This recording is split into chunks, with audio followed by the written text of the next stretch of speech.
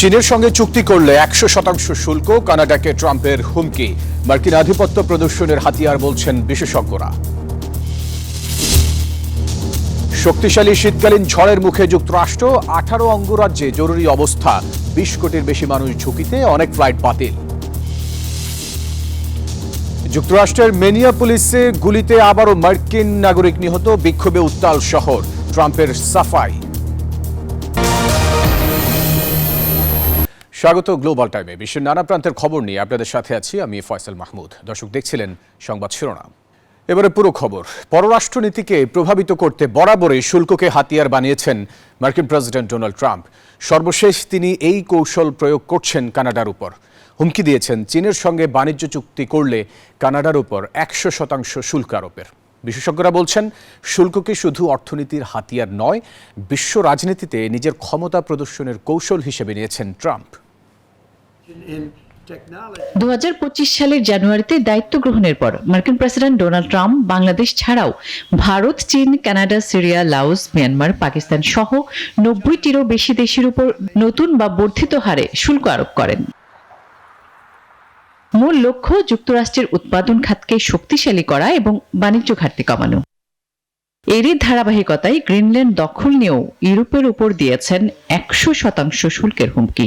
সর্বশেষ চীনের সঙ্গে বাণিজ্য চুক্তি নিয়েও কানাডার উপর 100% শুল্কের হুঁশিয়ারি দিয়েছেন ডোনাল্ড ট্রাম্প। কার্যত পররাষ্ট্রনীতিকে প্রভাবিত করতে শুল্ককে অস্ত্র হিসেবে ব্যবহার করছেন তিনি। শুল্ককে মূলত ভূরাজনৈতিক চাপ সৃষ্টি, বাণিজ্যিক সুবিধা আদায় এবং দেশীয় উৎপাদন বাড়াতে একটি শক্তিশালী হাতিয়ার হিসেবে ব্যবহার করছেন মার্কিন প্রেসিডেন্ট। ট্রাম্পের শুল্ক নীতিতে 2025 সালে যুক্তরাষ্ট্রের গড় শুল্ক হার 2% থেকে বেড়ে 24% পৌঁছেছে। তবে নেতিবাচক প্রভাব ফেলছে বিশ্বজুড়ে সরবরাহ, চেইন এবং পণ্যের দামে। আসমাতুলি, নিউজ 24। শক্তিশালী শীতকালীন ঝড়ে বিপর্যস্ত যুক্তরাষ্ট্র। দেশটির টেক্সাস থেকে নিউ ইংল্যান্ড সহ 20টি অঙ্গরাজ্যে 13 থেকে 10 ইঞ্চি পর্যন্ত তুষারপাত হয়েছে। তীব্র ঠান্ডা, এরই মধ্যে প্রাণ গেছে 3 নিউ ইয়র্কবাসীর। পরিস্থিতি বিবেচনায় 20 অঙ্গরাজ্যে জরুরি সতর্কতা জারি করেছেন মার্কিন প্রেসিডেন্ট ডোনাল্ড ট্রাম্প।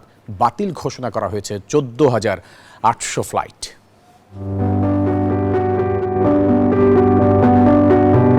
শুভ্র তুষারের চাদরে ঢাকা মার্কিন ভূম, রাস্তা, গাছপালা, বাড়িঘর সবই বরফে মোড়ানো।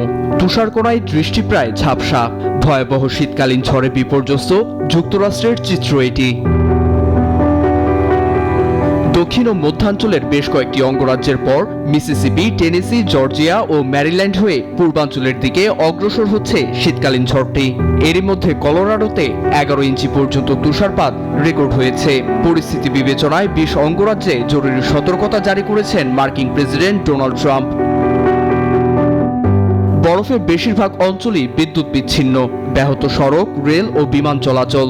বাতিল ঘোষণা করা হয়েছে 14,000-এর বেশি ফ্লাইট। এছাড়া নিউ ইয়র্কের বেশিরভাগ অংশের তাপমাত্রা এখন হিমাঙ্কের নিচে, যা অনেকের মৃত্যুর কারণ হয়েছে। এমন পরিস্থিতিতে সিটি মেয়র জোহরান মামদানি সাধারণ মানুষের পাশে থাকার প্রতিশ্রুতি দিয়েছেন। সোমবারের মধ্যে ভারী তুষারপাতে 11 ইঞ্চি পর্যন্ত বরফ জমা পড়বে। সেগুলো পরিষ্কার করে সবার নিরাপত্তা নিশ্চিতে আমরা প্রস্তুত। ভোগান্তি কমাতে সব পদক্ষেপ নেওয়া হচ্ছে। এছাড়া মার্কিন হোমল্যান্ড সিকিউরিটির প্রধান প্রেসিডিয়াম সবাইকে সতর্কতা মেনে চলার আহ্বান জানিয়েছেন। নীরব দাস, নিউজ 24। শোকস্তব্ধ যুক্তরাষ্ট্রের মিনেসোটা অঙ্গরাজ্য। ফেডারেল ইমিগ্রেশন কর্মকর্তার গুলিতে ফের প্রাণ গেছে 37 বছর বয়সী মার্কিন নাগরিকের। স্থানীয় সময় শনিবার রাস্তায় ফেলে হত্যা করা হয় তাকে। এতে সুষ্ঠু তদন্তের দাবি উঠলেও দেশের নিরাপত্তায় নেওয়া কঠোর পদক্ষেপ হিসেবে উল্লেখ করেছেন মার্কিন প্রশাসন। আগ্নেয়াস্ত্র হাতে ছুটছে মার্কিন ইমিগ্রেশন অ্যান্ড কাস্টম এনফোর্সমেন্টের সদস্যরা। ধাওয়া করছে অ্যালেক্স প্রিটি নামে এক সেবককে। শনিবার মিনেসোটা অঙ্গরাজ্যের মিনিয়াপলিসের শুভ্র তুষার ঢাকা রাস্তায় এভাবেই ফেডারেল এজেন্টদের গুলিতে রক্ত ঝরেছে অ্যালেক্স প্রিটির। একে মানবতার চরম লঙ্ঘন আখ্যা দিয়েছেন লোমহর্ষক দৃশ্য ধারণ করা প্রত্যক্ষদর্শী। 6 জন তাকে মাটিতে ফেলে গুলি চালিয়েছে, মাথায় আঘাত করেছে। তার মৃত্যুতে স্তব্ধ মিনিয়াপলিস। অবৈধ অভিবাসী বিরোধী অভিযানের নামে আর কত মার্কিনী প্রাণ হারাবে এমন প্রশ্ন মেয়র জ্যাকব ফ্রিয়ের। হত্যাকারী আখ্যা দিয়ে আইসি এজেন্টদের মিনিয়াপলিস থেকে সরিয়ে নেয়ার আহ্বান জানিয়েছেন মার্কিন সিনেটর অ্যামি ক্লোবুচার।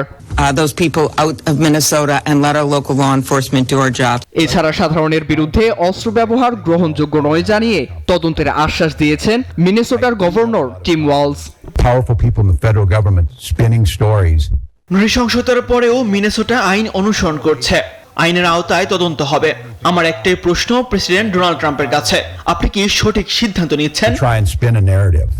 সবাই হত্যাকাণ্ডের নিন্দা জানালেও ভুল স্বীকার করতে নারাজ ট্রাম্প প্রশাসন। মার্কিন প্রতিরক্ষা মন্ত্রীর দাবি, দেশকে রক্ষা করতেই কঠোর হচ্ছে আইসি। নিহতের কাছ থেকে বন্দুক উদ্ধার হয়েছে। বলেন আইন মানলে তারা আগ্রাসী হবেন না। একই ভাষায় কথা বলেন হোমল্যান্ড সিকিউরিটির প্রধান ক্রিস্টি নোয়েম। প্রশাসনের এমন মন্তব্যে নিন্দা জানিয়ে রাস্তায় নামে বিক্ষোভকারীদের ঢল। তবে আইসি সদস্যদের টিয়ারশেল ও বল প্রয়োগে পণ্ড হয়ে যায় বিক্ষোভ। নীরব দাস, নিউজ 24। মধ্যপ্রাচ্যে চলমান অস্থিরতার মধ্যেই চাঞ্চল্যকর এক প্রতিবেদন প্রকাশ করল ইসরায়েলি গণমাধ্যম চ্যানেল 12। প্রতিবেদনে দাবি করা হয় যে কোনো সময় তেহরানে হামলা চালাতে পারে ওয়াশিংটন। তবে এ নিয়ে মার্কিন প্রেসিডেন্ট ডোনাল্ড ট্রাম্প এখনও চূড়ান্ত সিদ্ধান্ত নেননি বলেও প্রতিবেদনে জানায় সংবাদ মাধ্যমটি। সত্যি কি সরাসরি সংঘাতে জড়াচ্ছে যুক্তরাষ্ট্র ইরান? সামরিক সরঞ্জাম সহ মার্কিন নৌবাহিনীর বিশাল বহর ইরানের দিকে অগ্রসর হওয়ার সঙ্গে সঙ্গে জনমনে এখন ঘুরপাক খাচ্ছে এ প্রশ্ন। এবার সেই আগুনে ঘি ঢালল যুক্তরাষ্ট্রের পরম মিত্র ইসরায়েল। ইসরায়েলি সংবাদ মাধ্যম চ্যানেল 12 বলছে তেহরানে হামলা চালানোর জন্য প্রস্তুত ওয়াশিংটন। তবে মার্কিন প্রেসিডেন্ট ডোনাল্ড ট্রাম্প এ নিয়ে এখনো চূড়ান্ত সিদ্ধান্ত নেননি বলেও প্রতিবেদনে জানায় সংবাদ মাধ্যমটি। শুধু হামলা নয়, পাল্টা আক্রমণের পরের প্রস্তুতিও নিচ্ছেন ট্রাম্প প্রশাসন। চ্যানেল 12 জানিয়েছে গত 8 মাসের মধ্যে মধ্যপ্রাচ্যে এবারই সবচেয়ে বড় সেনা ও যুদ্ধাস্ত্র জড়ো করছে যুক্তরাষ্ট্র, যার মধ্যে রয়েছে রণতরী USS Abraham Lincoln, guided missile destroyer এবং ক্রুজার। এর সঙ্গে আছে ফাইটার স্কোয়াড্রোনস এবং বাড়তি আকাশ ও মিসাইল প্রতিরক্ষা ব্যবস্থা। আর পরিস্থিতি পর্যবেক্ষণ করছে ইসরায়েলের হোম ফ্রন্ট কমান্ড।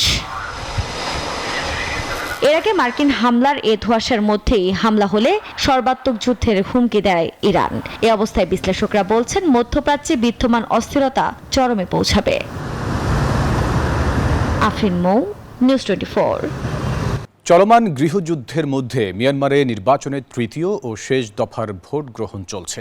স্থানীয় সময় সকাল 6টায় ইয়াঙ্গুন ও মান্দালয় সহ 60টি শহরে ভোট গ্রহণ শুরু হয়। নির্বাচন কমিশনের তথ্যানুযায়ী প্রথম 2 ধাপের ভোট গণনা শেষে ইউএসডিপি এককভাবে নিম্নকক্ষের 209টি আসনের মধ্যে 193টি এবং উচ্চকক্ষের 78টি আসনের মধ্যে 52টি আসনে জয়লাভ করে আধিপত্য বিস্তার করছে। এছাড়া আরও 17টি দল সংসদে কিছু সংখ্যক আসন পেয়েছে। এর আগে 28 ডিসেম্বর ও 11 জানুয়ারি 2 দফা ভোট গ্রহণ অনুষ্ঠিত হয়। দর্শক, এই ছিল গ্লোবাল টাইমে। এতক্ষণ সাথে থাকার জন্য ধন্যবাদ সবাইকে।